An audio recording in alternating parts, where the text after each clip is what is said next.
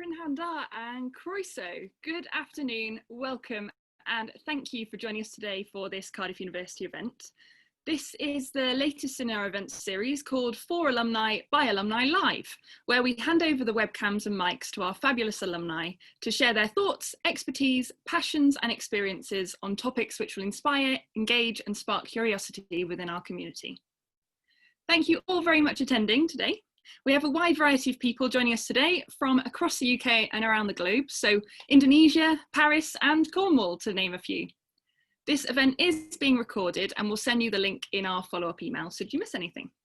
So without further ado, my name is Hannah Sterrett and I am the Alumni and Supporter Engagement Officer at Cardiff University and fellow alumna of the university. And it is my privilege to introduce you to today's speakers. So Nigel studied business economics at Cardiff University between 1986 and 1988. He's currently Director of Global Tax at Specsavers and lives in Guernsey, where he moved with his wife and two daughters in 2006. Both of his daughters are currently studying with us at the university. His youngest daughter has just started her first year in the School of Medicine, and his elder daughter, after studying her undergraduate degree at Cardiff, has now begun a master's in the School of Biomedical Sciences. Having played for the university, he's a keen rugby fan and very much enjoys visiting his girls, normally over match weekends, normally. Also on hand this evening are alumni Patrick Cosh and Iwan Hopkins from the recruitment and admissions teams, who will be here during the Q&A to assist with any questions you may have later. Thank you all very much in advance for your time this evening. So welcome Nigel, and we'll soon have him on screen, I'm sure. Thank you so much for your time this evening. Hello. Hi Hannah, how are you doing? Hi.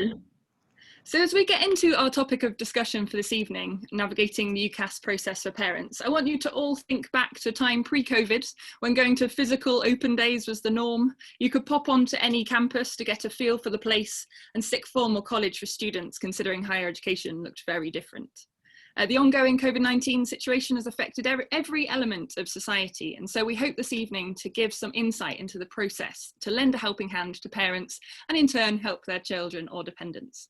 So Nigel, the process of choosing university and applying must have been very different for both of your daughters. How are they finding university this year? Yeah, they're having a great time. I think the biggest difference is my youngest daughter has perhaps not had the same freshest experience that my eldest daughter had, which is a bit upsetting for her. It's I think it's been challenging with the lockdowns and everything else, but there's been great support across the university through that, and I think the biggest challenge has been making friendships and making the networks early on, which obviously that was kind of early weeks embed into them. But no, she's come back very happy for the Christmas break, but really enjoyed her first term. Fab. Well, I'm really glad to hear that. And before we get into our own discussion for this evening, can you think back to your own time at Cardiff? How did you find your time here, and where did life take you after your studies at the university? Yeah, I very much loved Cardiff. It's a very special city. I think it's quite unique in a lot of ways. I think Cardiff University at the time was the first student union to have its own nightclub as well. I think it's the Hanging Gardens. Don't know if that still exists or not now, but that was a reasonably unique thing at the time. And I was there at the time when the two colleges merged, which was quite a big thing at the time, where there was two big universities operating out of the same site. So that was good. After that, I went to live in London, trained to be an accountant, and I'm now living in Guernsey for the last 16 years. So yeah, it's been great, but I get back to Cardiff every now and again. It's great to have the excuse to do so. Absolutely. And I'm sure the nightclub has gone through many different name iterations since it was the Hanging Gardens. I think it's changed twice when I was a student since, so it's had many different experiences, I'm sure, from many generations of students, which is great. And kind of following on from that, what stories did you tell your daughters to make them want to come to Cardiff? Well, yeah, I'd like to think I went out of my way to make sure that I didn't make them want to come to Cardiff. I think trying to avoid my natural bias, perhaps, interfering with the process. They obviously knew I loved the city, and that Wales was their mother nation as well. I obviously don't sound very Welsh myself, but I'm half Welsh, and my wife was born in Merthyr, so Merthyr Tydfil. So we have quite a close family affinity with Wales, I guess. My eldest daughter fell in love with Cardiff when she came over on the open day. That was 4 years ago now, I guess. And youngest daughter, I guess, had the advantage of having been over to visit her a few times and come over to watch the rugby a few times too. So yeah, she's a bit more familiar with it, but yeah. I know for my own sister, whenever she came to visit me at university, it was quite an experience. And I think for a time, if the course had been right for her to want to come and study, she'd have quite enjoyed the experience because she had a great time when she visited me. So I'm sure that definitely rubbed off on it. So kind of, shall we set the scene of your university search and navigating UCAS, maybe most relevant to your youngest daughter. Do you remember what the pre-application search consisted of, and how, you know, the long list of institutions was developed of what what universities might suit your daughter, and then how many visits, if any, you went to for open days or offer holder days or anything like that? Yeah, it's a bit different, I guess, because she was applying for medicine anyway. She developed her own list largely based on a variety of factors, I guess, but league tables occasionally were rather an unhelpful element in it, I think. But she developed where she really wanted to go to, what she liked the look of. She had her own views, I think, in terms of campus for universities rather than non-campus universities and things like that. We're perhaps a bit restricted by the geography as well, in terms of we live in Guernsey, which is, those that don't know, is a small island a couple of 100 miles away. So getting over isn't quite so easy. Isn't just a case of jumping in the car. But yeah, my eldest daughter, when we went round, we went to 5 unis that she had on her list and went to the open days there. It's a bit different because Maddie, the younger daughter, was applying for medicine, and we knew we were waiting to see if you got interviews, because there's an interview process with medicines. So we were really kind of backing into attending universities if there was an interview being offered as well. So we'd take the opportunity when we came over to have a look around, because all the universities were very flexible in terms of making arrangements to show you around the university, you know, if you were there outside of the open days as well. That's fab. It's great that you can have that flexibility, you know, not being able to jump in the car, actually, you know, those universities being flexible. And also a slightly different process, of course, for medicine in the application process, because a lot of it obviously aren't as many medical schools around the UK as there are universities for many other courses. So, and do you remember what work went into kind of preparing the application, you know, a personal statement, recommendations, the different, you know, I can't remember the specific tests that your daughter might have had to undertake to kind of apply for the universities, but can you give some sort of insight into that sort of process? Yeah, it's on the whole, the schools were tremendous. The school was tremendously supportive in terms of driving them through the UCAS process, if you like. On the whole, both my daughters were taking gap years, so that's a bit strange in terms of timings, whether you actually applied before the gap year or during your gap year, and both went a different route on that for different reasons. I think the hardest bit was perhaps the personal statements, because that's the bit where you, as a parent, perhaps get slightly more engaged in terms of the content of that, and it's trying to make sure you don't end up writing it for them. It does reflect them and their personality, but also trying to make sure they didn't fall into what might be viewed as well, they took the opportunity to present the best version of themselves as you saw them as well, because yeah, sometimes they can be a bit modest about themselves, or sometimes go a bit off piste as well. But yeah, it's good. And with medicine, it was a lot more involved, I guess, the kind of statements you have to make in that, and also the can't even remember the UCAT tests and things like that before you come as well. So there's a bit more going on before, as part of the application process itself. It seems to be a whole different language you have to kind of learn whenever you're going through this process, just you know, to really navigate it properly. I mean, did both your daughters know which course they wanted to study, or from a young age, or was it kind of developed a little bit further down the line?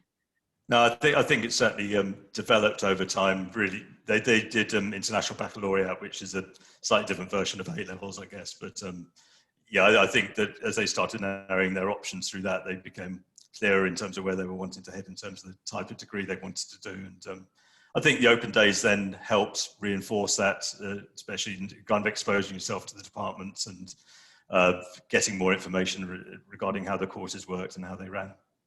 And do you remember what the offer holder or open days were like whenever you were on campus in Cardiff, many moons ago? Yeah, no, it was great. I just found it really quite strange in terms of all these parts of the Cardiff University that I hadn't discovered as a student myself. It is what struck me the most, perhaps, as much as anything else. But yeah, they're very vibrant and engaging sort of experiences, and I think, coming from school, it just gave a really good feel for the different kind of world you're going to enter into, especially on the open days when there are a lot of other people there, and obviously everybody kind of in the same space, really, in terms of trying to soak up whatever information they could. But it was, as all very good, it was very organised, and maps of, because obviously any university, everything's all over the place in terms of how you get to the medical school or how you get to the students' union and all that. So it's great days, and really nice time to spend with my daughters, really, in terms of as we took them around the different places as well. Fantastic. And did you kind of remember how to navigate around Cardiff, or had it changed so much since you were a student that it was a completely different university? Cardiff, as you know very well, but Cardiff's quite a very small city, really. So it's not not the hardest place to navigate in its own right. But certainly things like the Cardiff Bay development and things like that are totally new. So actually discovering things like that have happened in Cardiff since I've been there. And in my day, it's the Cardiff Arms Park, because where the rugby was played, and now you've got the Principality Stadium there. But it hasn't. The city centre's developed tremendously, but it's still the same place I remember, really. So it wasn't too difficult. It definitely hasn't lost its charm, has it, Cardiff as a city? So I'm glad that that's still maintained throughout. In terms of kind of post-application and after your daughters got their offers, did they have a method to kind of determine where their firm or insurance choices were? And you remember hearing from many of the universities throughout that process? Not, I wouldn't say throughout the process. Certainly in the UCAS process becomes quite the portal through to the universities on the whole anyway. And there wasn't much more than getting the offers through, or offers for interviews through, or whatever, and that causing a significant amount of screaming and excitement whenever something positive happened on that front. I guess they were lucky that they got offers at the university that was their first choice, which is Cardiff, and managed to fulfil that, so that was good. And I guess they didn't have a big disconnect in terms of the offers they received from other places as well, so it wasn't really a hard thing to deal with in terms of how you manage your firm choice and your insurance choice, if you like. Whereas I guess if you get an insurance choice which is you've got a significantly differentiated offer on it, then it becomes a bit harder to work out which one you should put as your firm and which one you should put as your insurance. But I didn't face too much challenge on that. That's fair enough. It is strange, isn't it, sometimes how the circumstances just happen to be that it works quite easily to be your firm choice. Maybe your insurance isn't really what you're going for, because they could be the same grades or very similar. That's really encouraging. In terms of when they got the confirmation of their place as their firm choice at Cardiff, and after they had their results, how did they prepare for university? Was it very different for your first daughter to your youngest? But they're both gap years anyway, and for the youngest, the eldest, she actually managed to have a proper gap year. The youngest went off on a gap year and then got hoiked off back from Australia once it became apparent that some airlines were about to shut down and things like that. So that kind of changed things for her slightly in terms of how that all looked. But they both worked a fair bit through that period as well, and earned a bit of money to help set them up for student life, I guess. In terms of preparing, I think the other thing that was interesting with them taking gap years was just the challenge around re-engaging with studies again. They're both pretty studious given the type of courses they're doing, but I think having had a year out, I think it's a bit more daunting for them actually kind of getting back into that space where you're suddenly start studying once again. I'm sure for your youngest daughter as well, from finishing sixth form or college and then having a gap year and then the world changing, actually, that must have been a big, big change to get back into studying, but also online and also under all of these different restrictions we didn't previously have. Yeah, they're certainly getting good at Zoom calls and all that sort of stuff, I think. So there's a lot of online learning at the moment. So yeah. Definitely. And was there anything that whenever they were first settling into university for the first couple of weeks that they wished they'd done differently, or kind of wish they prepared slightly more for, or forgot to pack, or, you know, all of these other things that you might not think about whenever you first go to university? No, I think it was, I think there's so much change going on that they're adapting to so many different things around their life. They're a bit less worried what's around them, but no, they all seem to go fairly smoothly on that front, COVID aside. So. Of course. I remember whenever I first went to university, we had a whole corner in our living room which just slowly got piled of things, essentials I must have needed to go to university, and I'm not sure how many of those items I still have, but they did me very well for quite a long time. I've gone through the trauma many times now of having to do about 2 or 3 laps of Ikea with them, which is not the most fun experience in the world. So yeah, you certainly getting your head around what you're going to get, and in terms of fitting them out with cutlery and everything else was painful. And then it sometimes works out that your flat all have, you have 6 of everything because everybody's had the same idea of going around Ikea.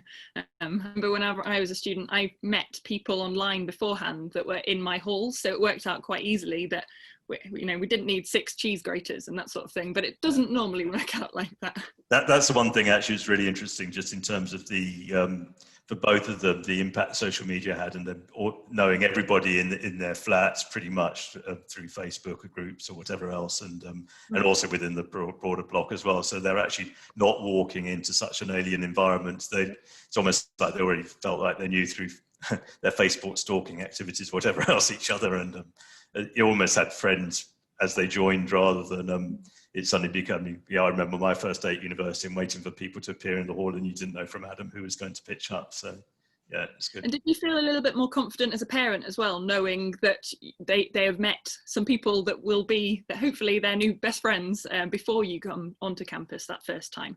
Yeah, it's certainly reassuring to know that they felt more settled when you're leaving them there, that they won't just be left with total strangers. But they, at that age, they seem to bond very quickly anyway. So it's it's probably more a parent looking in rather than the child themselves worrying. Fantastic. Well, that's been kind of a whistle-stop tour of your whole UCAS journey and to your daughters going to university. So maybe at this point, I'll invite Iwan and Patrick to hop onto the call for the Q&A section. We've had a few questions submitted in advance, but before we go into that, Iwan and Patrick, would you mind just introducing yourselves and what you studied at Cardiff when you were both students here back in the day? So Iwan, do you want to go first? Yeah, hi everyone. My name is Iwan Hopkins, and I graduated from Cardiff University in 2009 with a degree in English Language and Communication. Born and raised in Cardiff, as my accent probably gives away already. I now work for the student recruitment team, and quite a large part of my role is visiting schools and colleges and helping students with the UCAS process. So hopefully I'm able to help today with any questions you might have. And Patrick, sorry, no, this is real life, so no worries at all about that. Are you okay to speak? And you're on mute as well, which is the classic Zoom. Oh, yeah, I apologise in advance. No worries. I had a customised background on there, and it was distorting my image, so I've switched it off. The other thing I need to do is briefly apologise in advance. I'm working at home, obviously. I have a 2-year-old and a 6-year-old, and it's feeding time at the zoo here. So if you hear a kind of screech in the background, don't worry, it's all under control. My name's Patrick Cosh. I work at the International Office at Cardiff University. I studied my degree in modern history and politics at Cardiff back in 2001. I'm actually also a current student at Cardiff because I'm studying a part-time MSc in international relations as well.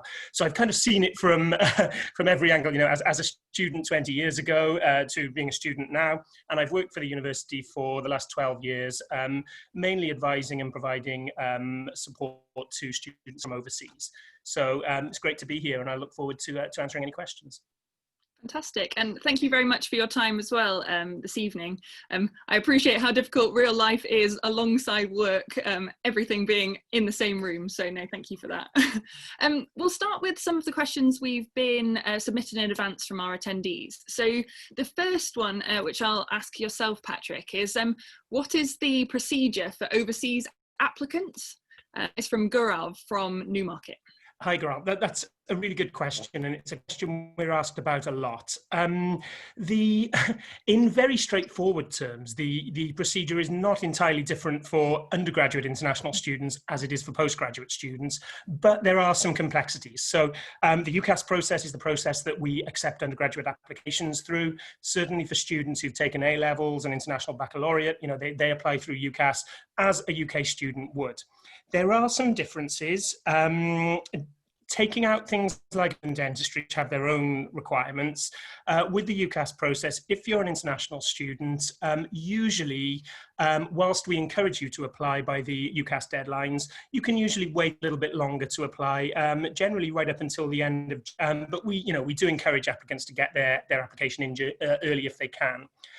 One of the questions we're asked about a lot is, you know, because the UK admissions process differs quite substantially really from that in many other countries, including the US and Australia, we're asked about conditional offers and what that means. And, you know, the UCAS process has, you know, conditional offers are a big part of that. And it's, you know, when a student hasn't yet completed their high school qualification, but, you know, has applied through UCAS in advance. And we just always emphasize that this is completely normal. This is how the system works in the UK. If you have a conditional offer, that means that's your place there for you, as long as you meet the conditions. And sometimes there's a bit of flexibility as well. So, you know, on some occasions you may fall a little short of the conditions, but still get the place. The fact is, though, as long as you meet those conditions, that place is held for you. And that's a completely normal part of the system in the UK. One other thing I just wanted to add was that UCAS isn't the process for all international applications. So if you come from a country with a school system that doesn't usually enable you to come straight onto an undergraduate degree, you can apply for a foundation year. And we have an on-campus foundation centre where you apply directly to that centre for a one-year programme, which kind of provides the bridge, which allows you then to come onto your degree study at Cardiff. And in that case, you don't need to use UCAS. You apply directly for the foundation programme.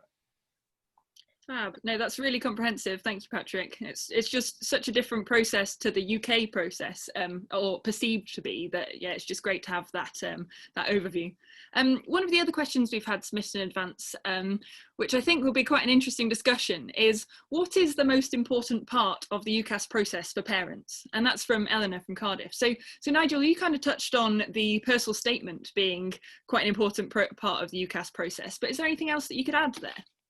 I think it's more just being engaged in the process with the prospective student, I guess, but without looking to drive it. So it's like when I said about the personal statement, it's not, you know, it's just making sure it doesn't become an artificial presentation of them as well, and letting them find their own way through as much as anything, and trying to make sure my own personal preferences and biases weren't tainting the process, but still wanting to be there alongside them and with them as they kind of formulate their thinking and come to the conclusions they're coming to. But I think ultimately you just got to trust the decisions they come to in the end, as long as they're asking themselves the right questions and doing the research.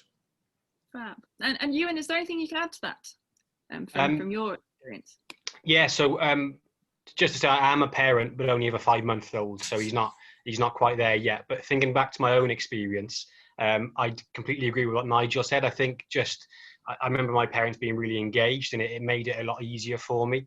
Knowing the deadline dates is always quite useful for parents, just to give sons and daughters a bit of a nudge. But there will be times, I know, because I'm one half of a set of twins, and my brother had known for a long time what he wanted to do, so he found it quite straightforward. But I struggled with finding the right course and finding the right university at first. I was asking myself all these questions, and I couldn't quite get the answers. So I know my parents being engaged and helping with research, reading prospectuses, looking online, and of course they know me better than most people. So they were able to say, look, Ewan, this sounds like your sort of course, or why don't you consider this sort of course? So them asking the questions and them doing a bit of research as well really helped me make what in the end was a very easy decision, because I'd had that advice and guidance from them. That it helped me make the right choice. Fab, thank you. And maybe another question for yourself, Ewan, and this is from Heather from Cardiff, probably quite topical too. So with more generous marking in England, assessed grades in Wales, how confident can we be of a level playing field with grades in terms of next year's applications? Yeah, it's a really good question, and as you said, very topical given the current climate, and we completely understand the concerns of students and parents up and down the country. What we should say is, from the university's point of view, we do welcome the early information on proposed adaptations, along with the outline processes for assessment and award of general and vocational qualifications. Because up until now, not all details have been provided at this time. We understand that awarding organisations are working with UK governments to ensure consistency and also, importantly, fairness in the awards and grading process. So it's something the university is monitoring very closely, and will use any information we receive to make decisions at the point final grades are received. As it's still changing, as I mentioned, it's something we'll keep on top of, and we'll make any updates available to parents and students whenever they are available. Good to know, thank you. The last pre-submitted question we had is from Mahfoud. He says, is there any potential scholarship for students going to do master's or doctoral programmes at Cardiff University? Probably one for yourself, Patrick? And he's on mute. Sorry, I've done it again. Absurd, but I have. No worries. There is an excellent scholarship scheme for international students at Cardiff. It applies to international students really of all nationalities, not just students from Indonesia. And it's actually for a selected range of master's programmes. It's a guaranteed scholarship of £2,000, the condition of which is that students need to meet their entry requiremms. So, if we make a conditional offer for a programme, what that means is that you have to meet the conditions of that offer. Now, in some cases, as I mentioned, with undergraduate courses, you may fall slightly short of the entry requirements and still get the place. But to get the scholarship, you have to meet the conditions, and it would be a reduction of your tuition fee by £2,000. It's not for all academic programmes, but it is for the majority of our master's programmes. Now, for PhD programmes, it's slightly different, and we do have an international scholarship scheme for PhD students. As far as I'm aware, it hasn't been launched yet this year, and it's usually managed by our doctoral academy. But the best thing on that is to kind of keep an eye on the research pages of our website, and that should be updated soon. That's really useful, thank you. We've also had another quite specific international question for yourself, Patrick, if that's okay. So I'll just kind of paraphrase slightly to mean that it might be broader for a few more people audience. But we have an alumnus in the audience, so lovely to have you back on a call with us. But they have a child interested in studying at Cardiff who was born in the US, but is also a British citizen, but has never lived in the UK. But what sort, would that be an international fee rate, or would that be a UK home fee rate? Okay, and again, it's a really good question, a very important question. It's a difficult one to advise on without knowing the details of the situation. As a rule, or as a kind of general guideline, I tend to advise that unless a student or an applicant has been resident in the UK or the EU for, I think it's 3 years prior to the point of application, then they would usually be considered as an international student. So there's a residency element of this that is usually the most significant factor. However, there are also some complexities around things like property ownership and tax liability in different countries that can affect that. The best thing to do, and I know this can seem a little bit roundabout, but the best thing to do is, if interested in applying, make the application, and you'll then be asked to fill out a fee questionnaire, if there is any ambiguity over fee status, and you can input that information and then get the result on that. But I would say probably most likely an international fee status. Thank you. And we'll follow up as well with any specific questions that come up throughout the discussion. We've probably got time for 2 more questions. So I'll ask this one, which is quite broad as well. So, of course, because of the current situation, there's one of our people in the audience who haven't yet had a chance to come back to Cardiff with their child to look at the campus. Are there any resources online or anything that you'd recommend them kind of being signposted to find out about Cardiff? Because, of course, it's changed slightly.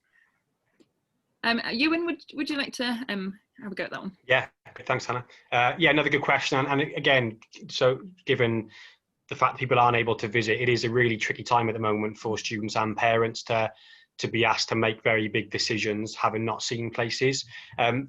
All I would say is that given the fact that universities are not able to welcome students on campus to visit, they will also then have more information online than they may have had before. So there is a lot of information available to find, more than most years, I would say. On our website, for example, we've got things like virtual campus tours, where students can have tours of our accommodation, our main campus and our Heath Park campus, and also the city centre. So students and parents can see the surrounding area as well as the university. So that gives people a bit of an idea about Cardiff. There's also on our website we use a system called UniBuddy, where students and parents can speak to current students. They can ask as many questions about life in Cardiff. Obviously, with the news at the moment, we are hopeful that we will be able to welcome students back at some point soon, but until we can do that safely, there's a lot of information online, including the virtual campus tours. Also, one of our recent virtual open days, if someone goes on our website and searches open days, all the videos and talks and PowerPoints like that are still online, so students can still watch those and find out more as well. It's really useful to kind of get a feel of the campus just from speaking to people that have been there or are still, living there. So yeah, that's really useful. Thank you for that. Our last question is from Kirsty. She said, how can we find out about the process and what the deadlines are, dates for the open days, etc. They think they might be getting behind the curve because they're not getting many things from their schools. So that's probably a good end question as well. Where should we go to find more information? Ewan, would you mind answering that one? Yeah, of course. So there's in terms of finding out the deadline dates and the best info for that, I would say probably, and my dog's on screen now, as I said he would be. The UCAS website's very good, because it's got the deadline dates, which are, just so you know, if anyone's thinking of applying to Oxford or Cambridge or to do medicine, dentistry or a vet med course, the 15th of October is a UCAS deadline. The official UCAS deadline for every other course and every other university is the 15th of January. Most schools and colleges have an earlier internal deadline, so we always encourage students, and something parents can do is make sure sons and daughters are asking the questions to their careers team, just so they know what they're working towards. In terms of open day dates, looking at different university websites, there'll be information about upcoming dates, what format they're going to be in, and where they're going to be as well. Fabulous, thank you. So I'm afraid sorry, Patrick, go ahead. Sorry, I was just going to add to that, if that's okay. So, if we do have prospective students from overseas who want answers on those questions as well, the answer, similar to Iwan's advice, really, but also, speak to us. Come to the international office, drop us an email. We're on international@cardiff.ac.uk. We have country and regional managers who have expertise in international admissions within a whole range of countries across the world. We're here to help and to provide support and advice. So do just contact us directly and we can help you out with, yes, with telling you about Cardiff, of course, and what a great place it is and providing that information, but also with the practical stuff as well, about the application process, the visa process, etc. So we're here for you. Fantastic. Thank you for that. So I am afraid we're out of time quickly. We have really appreciated you all sharing your insights and experience. I certainly found Nigel's insight and Patrick and Ewan's expertise incredibly useful in getting up to speed on things to look out for and what to prioritise considering during the UCAS process, so thank you. We did have so many wonderful questions, so not quite enough time to discuss them all. And if you are a Cardiff alumnus, staff or student, any questions we haven't managed to ask online, you can join us on our exclusive new platform. It's called Cardiff Connected. We'll be continuing the conversation, so we'll see you on there if you have not yet signed up to Cardiff Connected. If you are an alumnus of the university and you've got a topic that you'd like to pitch for our next For Alumni by Alumni series, either a live webinar like this one or a written blog in our e-news, please do get in touch. The details of how to be in our follow-up email, which will be in the next few days or so. We also have a programme of online events coming up, so you can access the full list via our website, which is cardiff.ac.uk/events. facebook.com/alumni/events. You will receive that follow-up email soon with links to the recording of today's event and links to register for our future events. We've got our next event, which is in this format, will be 2021. It'll be the 20th of January. It's a completely different topic. It is free access to knowledge, community empowerment and connectivity, which, as I said, will be held in the middle of January. This link to sign up to that, if you are interested, I believe is now in the chat window. But most of all, thank you so much to everybody for attending, but most of all to Nigel, Ewan and Patrick for your expertise today and sharing this so generously. Diolch yn fawr iawn. Thank you again all for attending and have a wonderful evening and Merry Christmas. It's not too early to say that, so thank you. Bye-bye. Diolch yn fawr. Thank you. Thanks. Cheers.